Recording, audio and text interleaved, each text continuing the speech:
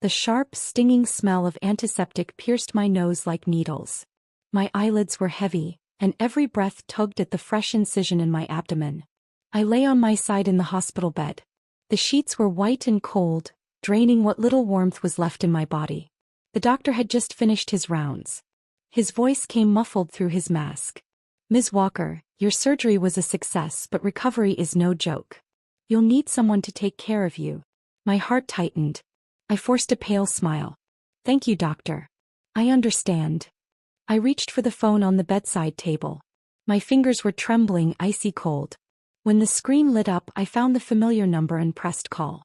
The dial tone rang out, each beep like a hammer pounding on my already fragile nerves. Finally, the line clicked. Daniel's voice came through, tinged with a trace of irritation I might have missed if I didn't know him so well. "Mom? What is it? I'm kind of in the middle of something." My throat was dry. I spoke gently, almost afraid to take up space. "Daniel, I just came out of surgery. The doctor says I need someone to help me for the next few days." "Oh my God, didn't I tell you? I'm out of town on a business trip. It's critical. They really can't do this without me." His words came fast, his tone even faster, like he was in a race to get off the phone before I said anything else. "You're out of town? What a coincidence." My voice dropped. I felt my heart sinking like a stone in deep water. "When will you be back?" "No idea. Maybe 3 days. Maybe a week. Just hire a nurse. If it's too expensive, I'll send more money." He cut me off. His words came like bullets from a machine gun. "Mom, my manager's calling me. I have to go. Take care of yourself. Daniel." But the line had already gone dead. The cold beep echoed in my ear like a slap. The room fell silent. Too silent. Only the ticking of the wall clock echoed, tick tick, each one tapping on the hollow space in my chest. I instinctively opened Facebook. A bright red notification glared at me like a siren. It was Heather's newest post, one of those 9 photo collages. "Happy birthday to the best parents in the world. Wishing you health, joy, and sunshine every day," she'd written, syrupy sweet, above a set of perfectly edited photos. In the pictures, she had her arms linked with her mom and dad, smiling so brightly it outshone the flash. The background was an over-the-top banquet hall, with crystal chandeliers hanging like frozen waterfalls. The dining tables stretched on endlessly, piled high with seafood towers, steaks, foie gras, luxury you could taste just by looking. My fingers scrolled through the images one by one. The deeper I went, the tighter my chest clenched. By the 7th photo, my breath caught in my throat. In the bottom right corner, half obscured and slightly blurred, was a face I knew like the back of my hand. Daniel. He was in a crisp suit, raising a champagne glass to Heather's parents, wearing a grin so polite it made my stomach churn. An urgent business trip. A project he couldn't walk away from. Every word from that phone call now echoed back, one after the other, slapping me in the face. So this was his business trip. This was the all-important project. A wave of cold surged from the soles of my feet to the crown of my head, freezing the blood in my veins. The images blurred and twisted in my mind, entangling with his lies, slicing into the softest part of my heart like a poisoned blade. And just like that, the past 10 years came flooding back, years I had quietly sacrificed piece by piece. I remembered how I pinched pennies to save every dollar. The moment my Social Security check hit the account, most of it went straight to Daniel, for the mortgage. I remembered scrubbing floors as a janitor to help them get a new car. My hands cracked in the winter, bleeding like splintered bark. I remembered Heather once casually saying, "Mom, we're a little tight this month," and how I handed her the money I'd saved for my own medical exam, so Leo could stay in his private tutoring program. And what about me? My coat, 8 years old, sleeves worn down to fuzz. I couldn't bear to replace it. Now I lay here alone in this freezing hospital room on a mattress hard as stone, debating whether I could even afford a nurse. I gave everything to my son. And this is what I got in return. A lie and complete neglect. My eyes burned. Tears surged before I could stop them. I bit down hard on my lip, swallowing the sob clawing its way up my throat. No matter how much it hurt, this last scrap of dignity I was going to keep for myself.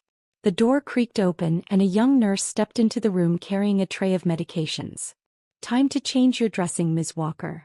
Her voice was crisp and gentle, the kind of softness only a seasoned nurse could master.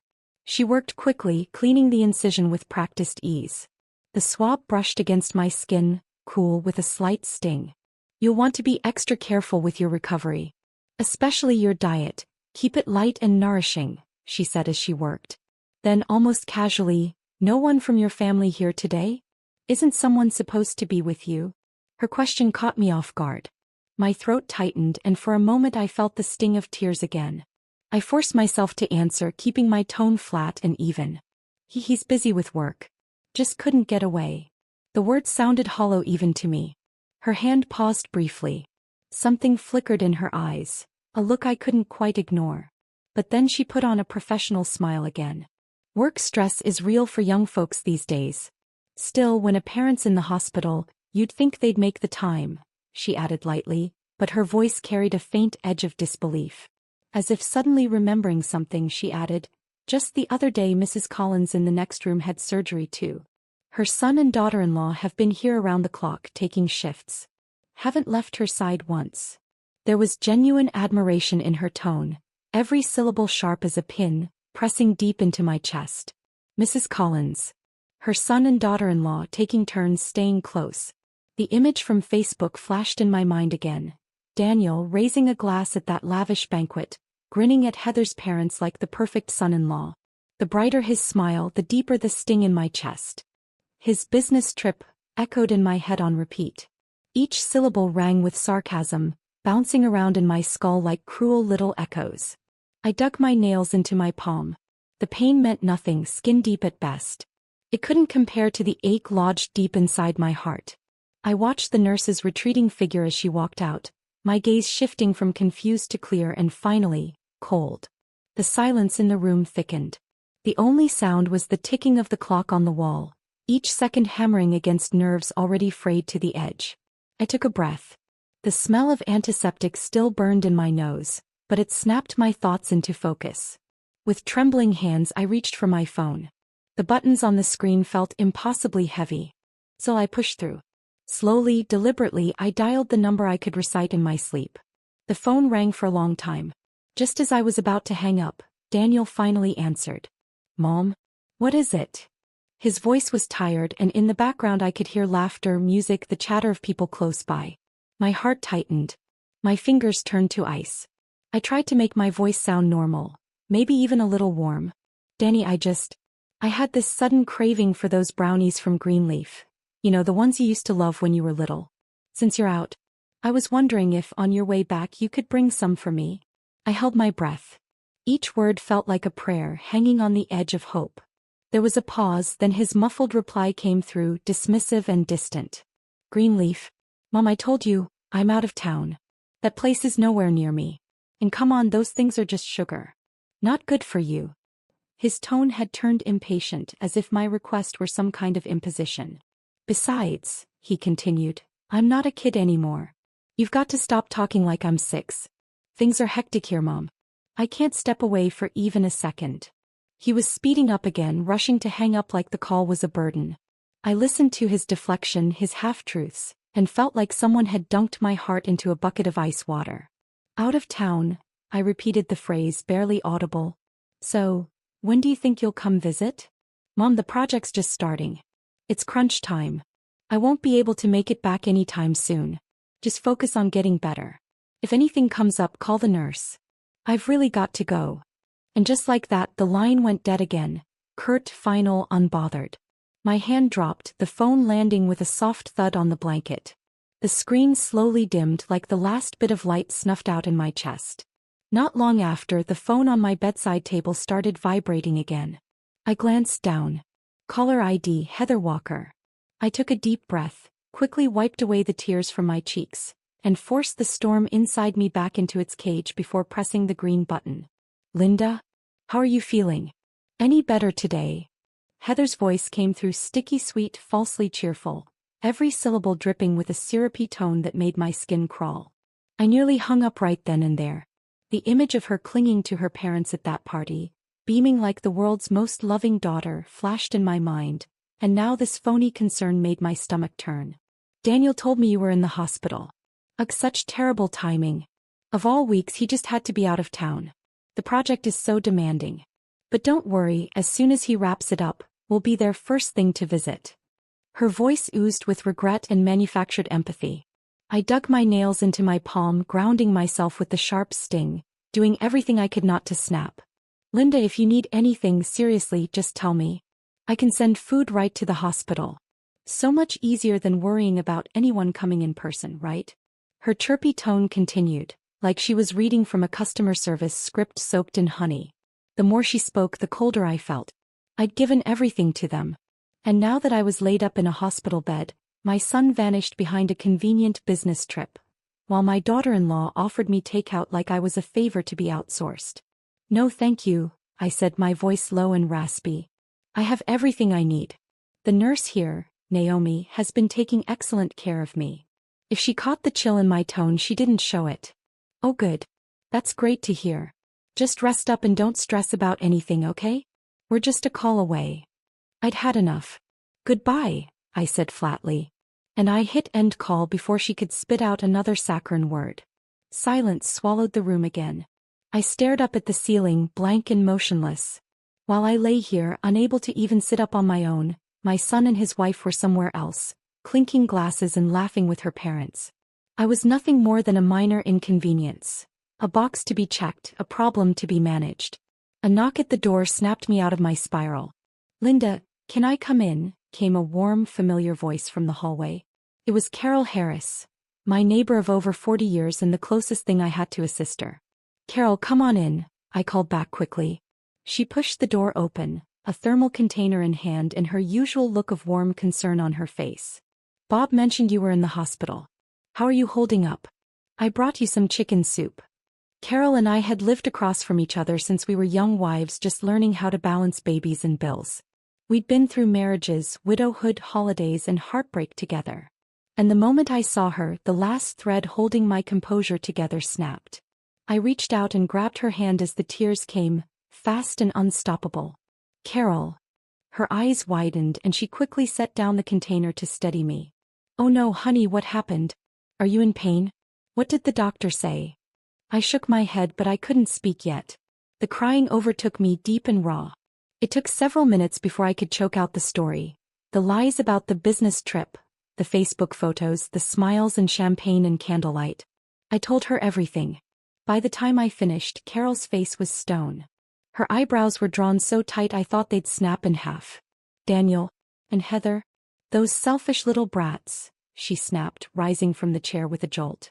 She started pacing, arms flailing as she let the fury loose. Linda, you have bent over backwards for those two. You paid their mortgage. You worked winter shifts cleaning houses so they could get a better car. You skipped your own medical checkups just so Leo could go to a damn tutoring center. And now this. You're lying in a hospital bed and they're off playing rich in a chandelier palace and feeding you lies. Her voice rose, practically vibrating with rage. I've seen dogs treat their owners with more loyalty. This is monstrous. I sat there, silent, letting the heat of her anger thaw the ice that had been building in my chest. She wasn't wrong. I had spent years pouring every ounce of love, money, and energy into that family. And what did I get in return? Lies. Neglect. Being left to rot. Carol, it hurts so much, I whispered, pressing my hand to my chest. My tears were drying, but the sobs still caught in my throat. She gripped my hand tightly, her gaze fierce. Linda, this ends now. They don't get to treat you like this and walk away clean. We are not letting them get away with it. Her words hit me like a bolt of light. Suddenly, there was a crack in the darkness, just enough to see a path I hadn't dared to imagine before. He was right. I couldn't keep doing this. Suffering in silence, swallowing pain, crying into my pillow like it didn't matter. Carol's words hit me like wildfire, scorching through the barren ground I'd let grow inside my chest. And suddenly, something that had been dead for years sparked to life. All the buried hurt, all the sacrifices dressed up as just what a mother does. They came roaring up from the deep, no longer content to stay hidden. Linda, listen to me. Carol gripped my icy hands, her warmth steady, unshakable, like she could anchor me to the ground. They think you'll just keep taking it. Keep giving. Keep retreating. We are done playing that part. Each word struck like a hammer, landing square on the rawest parts of my soul. Why did I have to be the one holding this family up, only to be tossed aside when I finally faltered?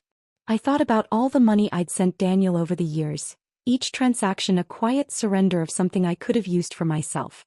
I thought about the down payment I gave them for that house, the one with Heather's dream kitchen, draining nearly every cent I had saved in my adult life. And the name on the deed? Daniel and Heather.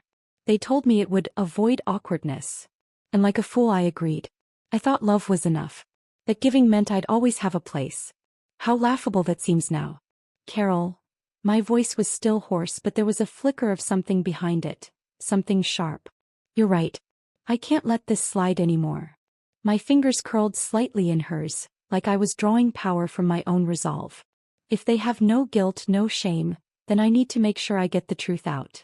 Once that thought took root, it bloomed wildly. Images reeled through my mind like a flipped film strip. The years, the choices, the betrayals. I knew what I had to do.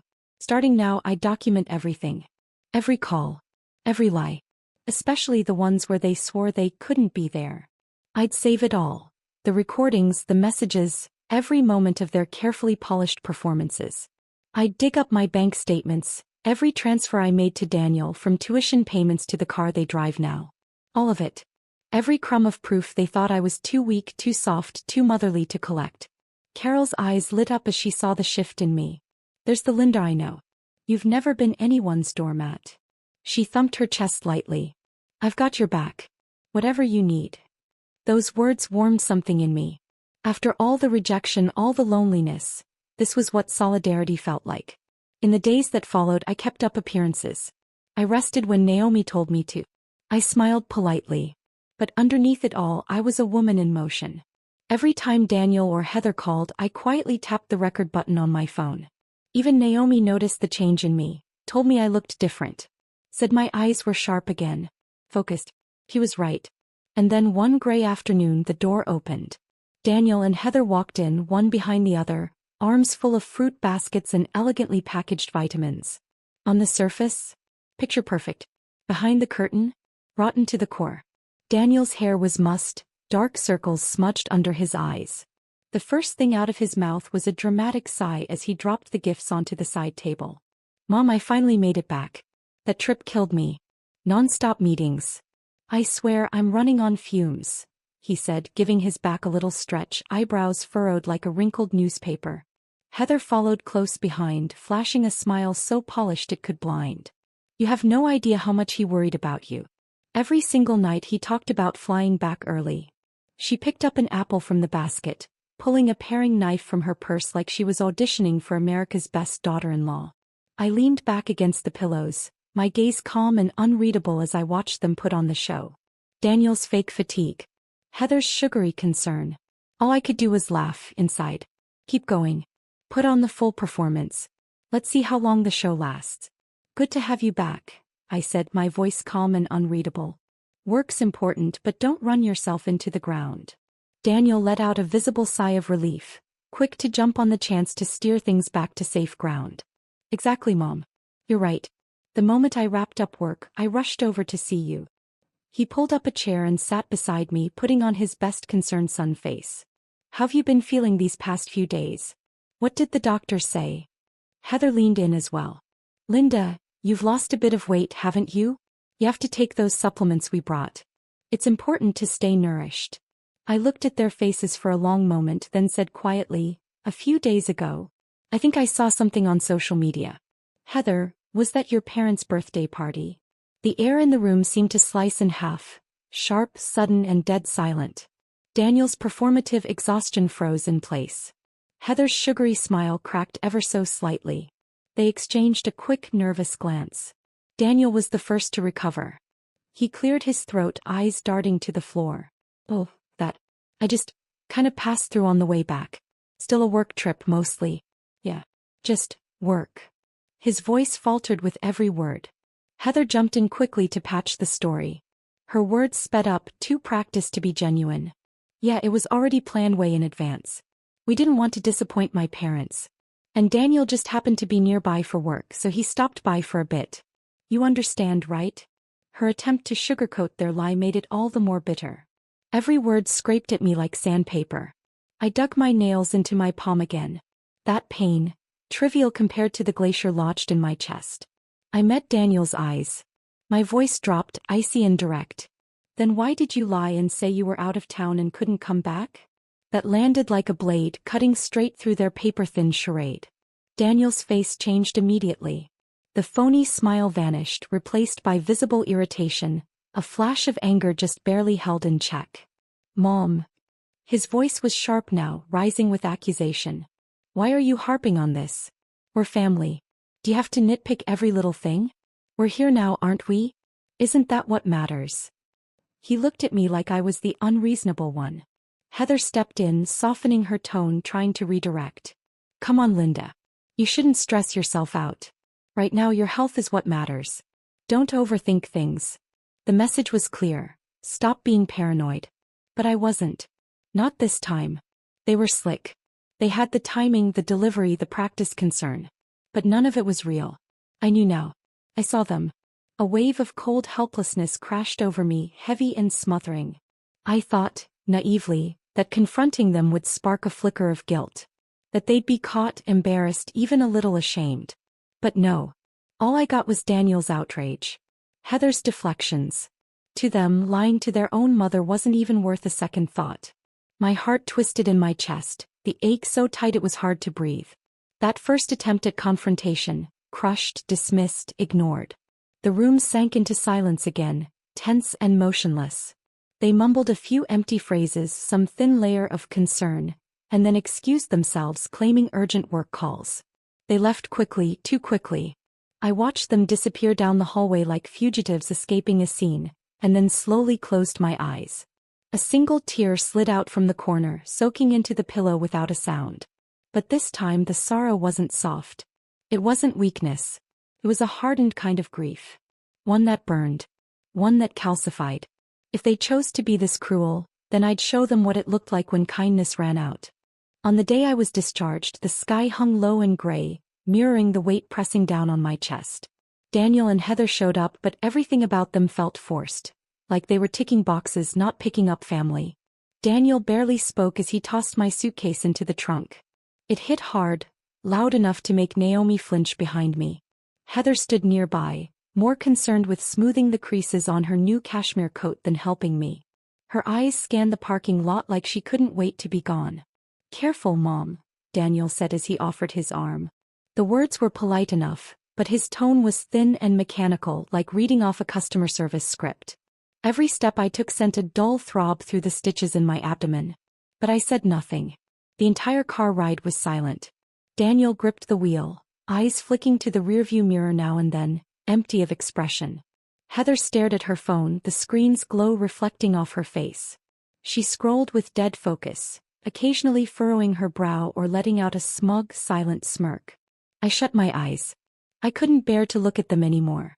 But the heaviness in my chest refused to lift. When we finally pulled into the driveway, Daniel popped the trunk and unloaded my suitcase with one swift, careless motion, letting it drop to the ground with a hollow thud. Mom, we've got to run. Something urgent came up at work, he said quickly, barely making eye contact. Heather chimed in without missing a beat. Yeah, we've been swamped lately. You just rest up, okay? Call us if anything really comes up. Then they turned and left. No hug, no second glance. Just the sound of Heather's heels clicking down the hall, sharp and quick, like she couldn't get away fast enough. I stood in the doorway, holding onto the frame for support, and watched them disappear around the corner. A chill climbed up my spine and settled in my skull. So this is what family looks like now. I opened the door. The stale stench of old pizza and dust hit me immediately. The living room was a disaster. Laundry piled high on the couch, snack wrappers and empty soda bottles littered across the coffee table. It was a shrine to carelessness. Dragging my aching body step by step, I made it to the fridge. I pulled open the door. Empty. Except for a few wilted vegetables slumped in the corner like they were trying to disappear. That's what my heart felt like, empty and cold. That night I lay in bed, the pain in my abdomen pulsing with every breath, every twitch. I couldn't sleep. And then I heard them. Voices coming from the room next door. It started off quiet but soon grew sharp, too sharp to ignore. Your mom is too much, Heather's voice pierced through the wall, high-pitched and mean. She acts like we're supposed to revolve our lives around her. She's not paralyzed, for God's sake. I've got my parents to look after too. At least they raised me. What, I'm just supposed to drop them for her? Her words slammed into my chest, squeezing the breath right out of me. Keep your voice down, Daniel hissed, his tone edged with frustration. If she hears you, it's gonna turn into a whole thing. So what if she hears? Heather snapped. Tell me I'm wrong. This house. She said she'd cover the mortgage. Now suddenly she's always got an issue. Always causing problems. Her voice turned cutting, every word like a blade. I clutched the blanket to my chest and bit down hard on my lip, refusing to make a sound. So that's what they were thinking. While I lay in a hospital bed, counting the seconds alone, they were counting the ways I'd become a burden. Heather's parents were her priority. Me. I was just an obstacle. Daniel. He just stood there. Listening. Not defending me. Not saying a single word. The tears came fast, soaking my pillow in silence. The worst kind of cruelty isn't the hatred of strangers. It's the coldness of the people who were supposed to love you. A few days later, I was starting to feel slightly better when it hit me, this month's mortgage. I'd always sent the money straight to Daniel. He handled the payments. I picked up the phone and dialed. It rang for a long time. When he finally picked up, his voice was tired and flat. Yeah. What is it? I steadied my voice. Daniel, did you pay the mortgage this month? Pause. Then came the half-hearted reply, dripping with guilt poorly disguised. I forgot. Work's been crazy. I haven't had time. No apology. Just excuses. As if I had no right to ask. I swallowed the anger bubbling in my chest. I'm still recovering and my account's tight this month. Is there any way we could delay the payment? Just until next month. I'll cover it then. There was a beat of silence. Then Daniel snapped. Mom, you promised you'd take care of the mortgage. You can't just back out now. We're tight too, okay? You not paying just makes things harder for everyone. I started to explain. But a rustling sound came from the background, followed by that all-too-familiar voice, louder than ever. Linda. Heather's voice screeched through the phone like a drill to my skull. You said you'd pay for the loan. Now you want to just stop? What are we supposed to do? Pull money out of thin air? We've got a kid. There's tuition, summer camp, art classes. What about that? You want to screw us over now? I shook with rage. My whole body trembled. My voice cracked, but I got the words out. You want to talk about burdens? Where were you when I was in the hospital? Lying to me, telling me you were on a business trip when you were actually throwing a birthday party for your parents?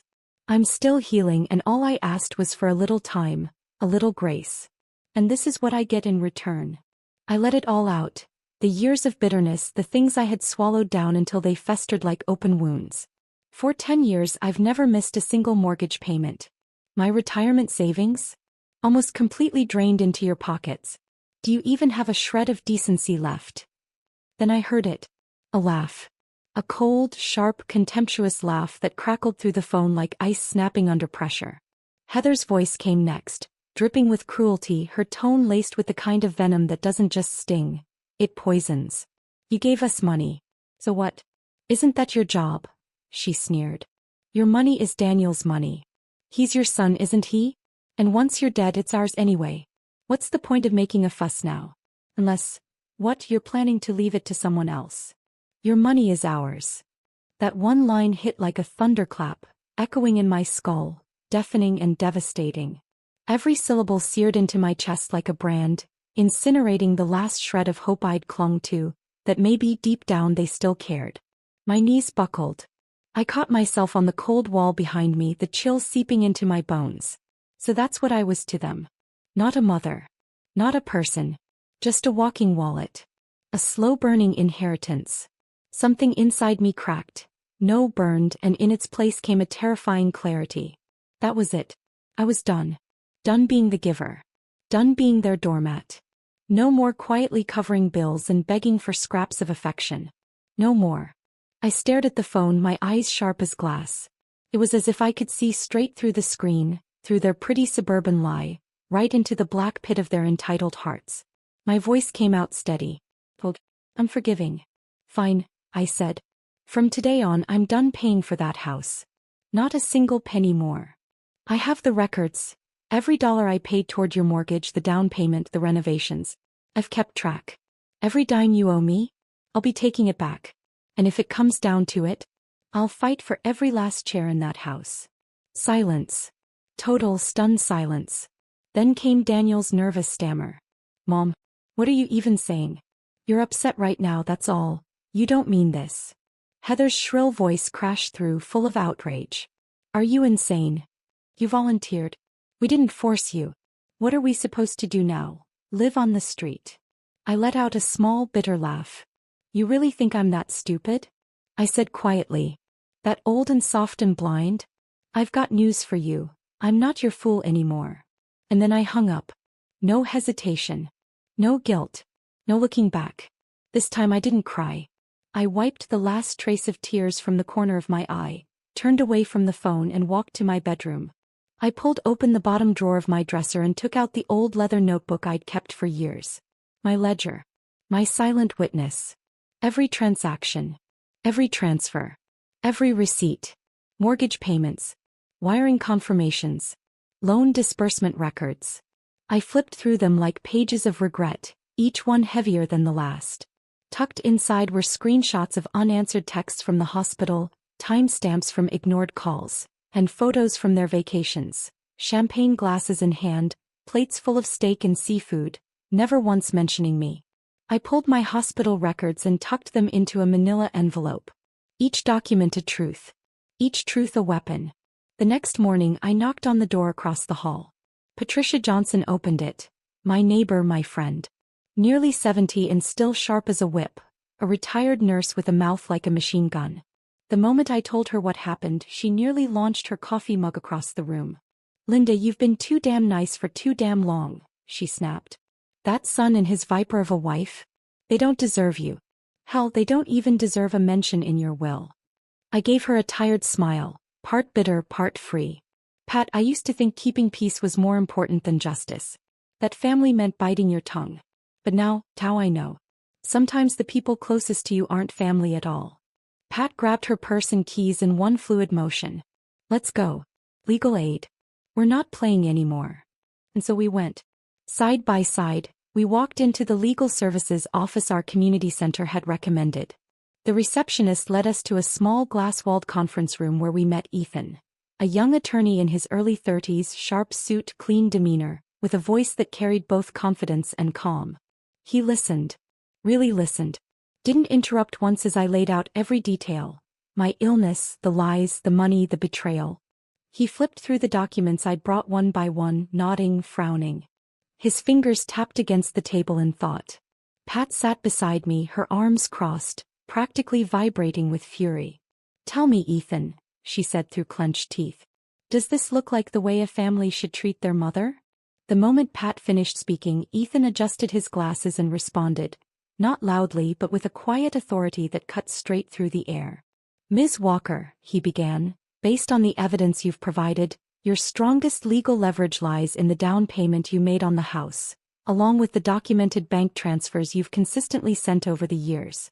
These can support a formal claim of financial debt and enable you to seek repayment. He paused, letting the words land, then continued.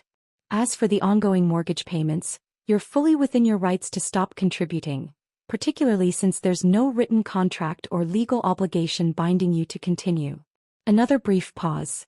You also mentioned their disappearance during your hospitalization and their deliberate deception about being away for business. While this may not meet the threshold for legal liability, it clearly demonstrates a failure of familial responsibility. It strengthens your moral and narrative position, especially if we present this in mediation or court. My whole body exhaled for the first time in weeks. I hadn't realized how tightly I'd been holding everything in, my chest, my jaw, my tears. I'm trusting you with this, I said, my voice almost breaking. He gave a firm nod. We'll make sure you get back every cent that's rightfully yours. By the time I stepped out of the legal aid office, it felt like the crushing weight on my chest had cracked open, just enough to let the air back in. And back on their side, Daniel and Heather realized far too late that this time wasn't just another lecture. This time I wasn't venting. I was done. I was moving. The first to call was Daniel. His voice came through the receiver, softened and suddenly apologetic. Mom, come on, don't be upset. We've been thinking about what we said. Heather and we know we went too far. We should have been there for you. We're sorry. But the words barely registered. It was like hearing someone shout from behind a wall of glass. I could hear everything but feel nothing. My voice was even. No need. I'll see you in court. He went silent. Then I heard Heather in the background, her voice slicing in like a scream across a chalkboard. Linda, have you lost your mind? You're seriously going through with this? You know what this'll do to Daniel's job? His reputation. She was unraveling now. No pretense, no sweetness. Just venom. You were the one who begged to help us buy that house. And now you're acting like we stole from you? You're disgusting. You want to sue us? Fine. I'll make damn sure the whole world knows how cruel you are, how you're out to destroy your own son. I'll tell his boss, his co-workers, anyone who'll listen. You're rot alone, Linda. Sick, broke, and alone. In the distance I heard Daniel whisper something, his voice cracking. Mom, please. Heather's just upset. Don't take this the wrong way. He sounded like a child, cornered, ashamed, still trying to patch up a house already on fire. We're still family, he murmured. Can't we just not go down this road? But the road had already split. And there was no turning back. I inhaled slowly. My voice was colder this time. And clearer. Heather, your threats don't scare me. Daniel, your tears don't move me anymore. What's mine, I'm taking it back. What you owe me you will repay. I'll see you both in court. I ended the call. Then I blocked both their numbers. No hesitation. No second thoughts. Back at Ethan's office, the overhead lights buzzed gently as he sat in front of his screen, typing with swift, practiced hands.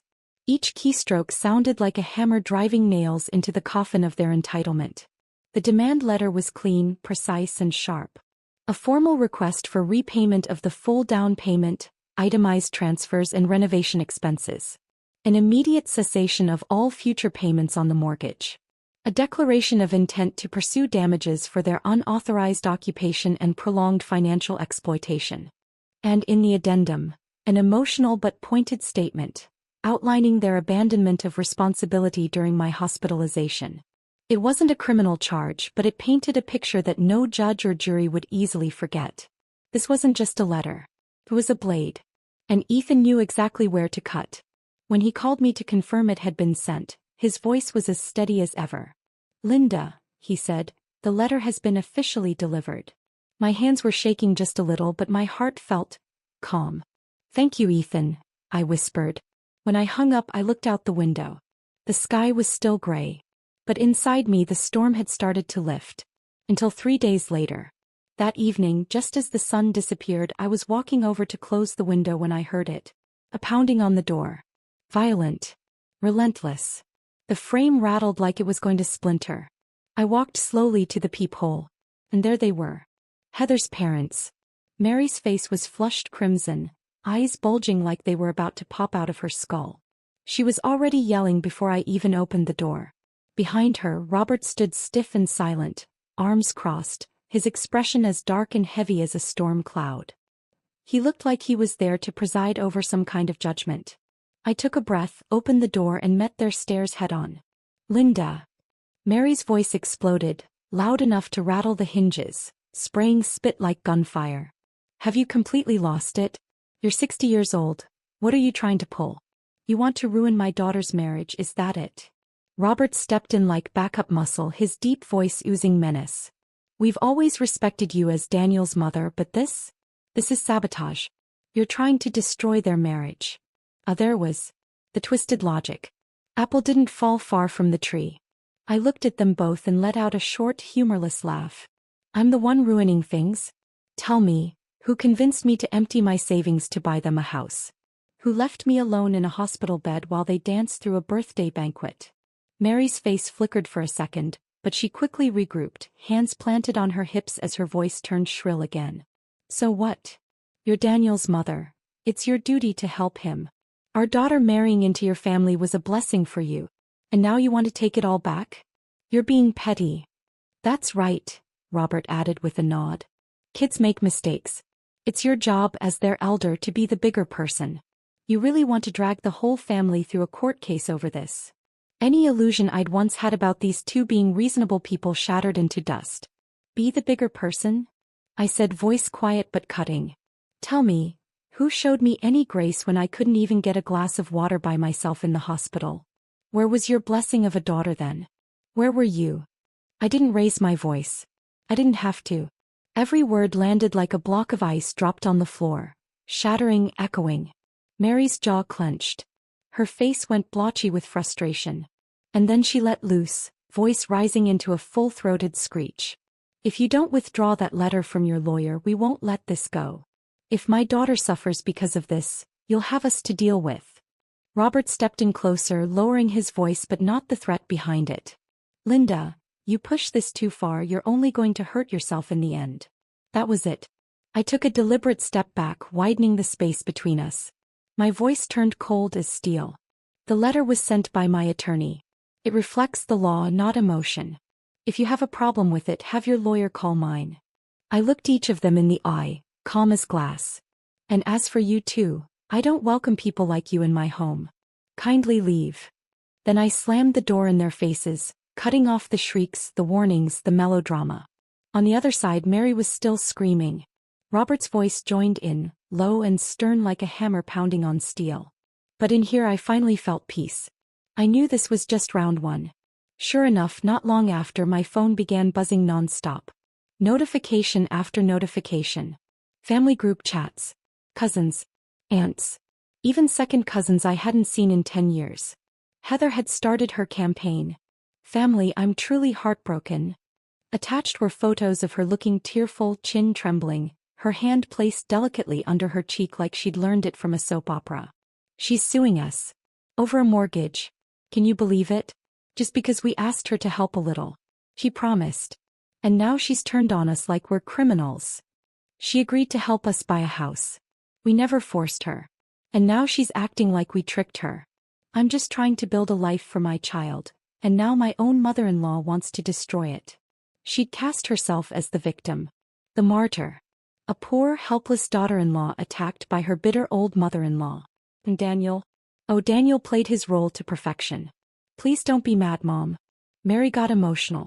She didn't mean to yell. Let's all calm down. We're family. There's nothing we can't talk out, right? The same weak, spineless nonsense. Trying to sound like a peacemaker while keeping his feet planted firmly on both sides of the fence. And the rest of the family? Hooked. People I hadn't spoken to in years were suddenly armchair therapists and moral philosophers. Linda, don't take it too far. They're just kids. Come on, dragging this to court? It's embarrassing. We're family, aren't we? Every single comment felt like a needle. Fine, cold, and precise. Not enough to draw blood. But deep enough to make me ache all over. I stared at the screen, at all those fake smile messages twisting truth into lies. A coldness began to seep through me, starting at the soles of my feet and rising all the way to the base of my skull. These people. Which one of them ever really cared about me? Which one even knew what it felt like to lie in a hospital bed, in pain, thirsty, alone, abandoned by your only son and the woman he married? I scrolled slowly, my fingertip hovering over the screen until it landed on the Leave Group button. No explanations. No defense. I had learned long ago. You can't talk music to the deaf. You can't describe light to someone who's chosen to be blind. Let them talk. Let them perform. I would show the world who the real villain was. I tapped mute. Then leave. The screen went quiet. And for the first time in days, so did my soul. But just as that silence settled, it was broken. A sudden loud pounding on the door. Urgent. Aggressive. Like someone was trying to break it down. I frowned. Robert and Mary again? I inhaled slowly, set my shoulders back and braced myself for another fight. But when I glanced through the peephole, I froze. It wasn't the in-laws. It was Lana from across the hall, flanked by Dawn, Cynthia, and Julia from upstairs. Their faces weren't confused or hesitant. They were furious. Eyes wide, cheeks flushed, jaws tight with indignation. Lana was shouting before I could even reach for the knob. Linda, open up. Hurry. I opened the door, and before I could say a word, they rushed in like a tidal wave of truth and justice. Lana, usually the cheeriest person in the building, was red in the face, practically shaking. Linda, You will not believe what just happened. Heather just went nuts in the neighborhood group chat, Cynthia added, fuming. Claiming you tried to scam her out of their house, that you're threatening their family. She even posted a picture of you, calling you a crazy old woman. And guess what? Dawn's voice was low and measured but boiling underneath. She sent it to the wrong group. She meant to send it to her relatives, but she posted it in the entire building's community chat instead.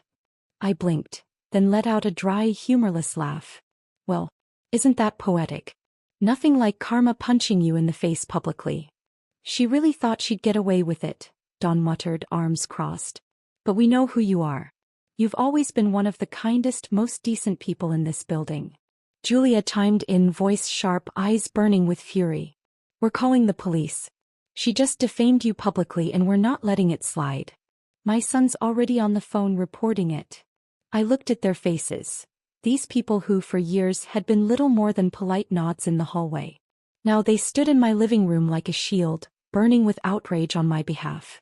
My throat tightened. I struggled to speak. Thank you, I finally said, my voice shaking. Thank you, all of you. Lana gently took my hand. No, Linda. We should be thanking you. How many times have you helped someone here? Watched someone's kid for an afternoon?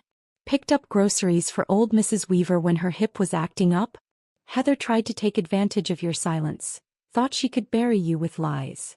But she picked the wrong woman this time, Cynthia added, sitting herself down firmly at the kitchen table. She patted my hand. We've talked it over. We're willing to write statements for the court. About how they treated you while you were sick. About what they're doing now.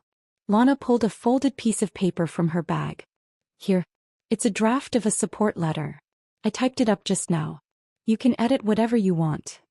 I reached out and took the paper. My hands trembled slightly, not from fear but from something heavier. Something real. That paper, it wasn't just ink and words. It was proof that truth still had allies. That not everyone wore a mask. I looked around at their faces, sincere, determined, fierce. But finally, I let the tears fall. But they weren't tears of pain this time. They were the tears of someone who had survived long enough to be seen.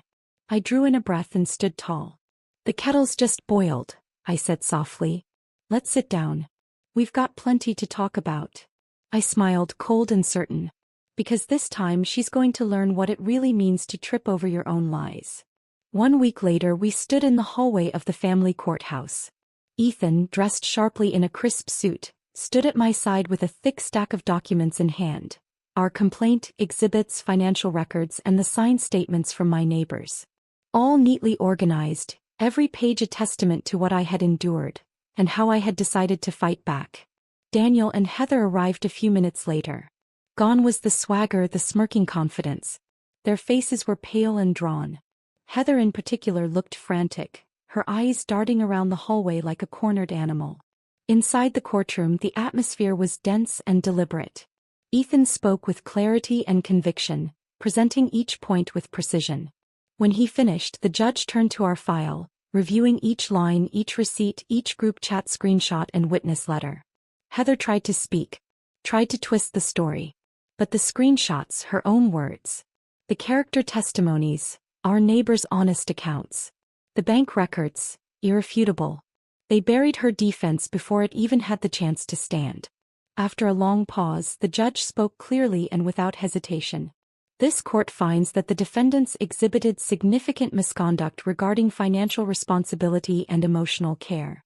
The funds provided by the plaintiff toward the home purchase and ongoing mortgage payments are legally substantiated and must be repaid in full.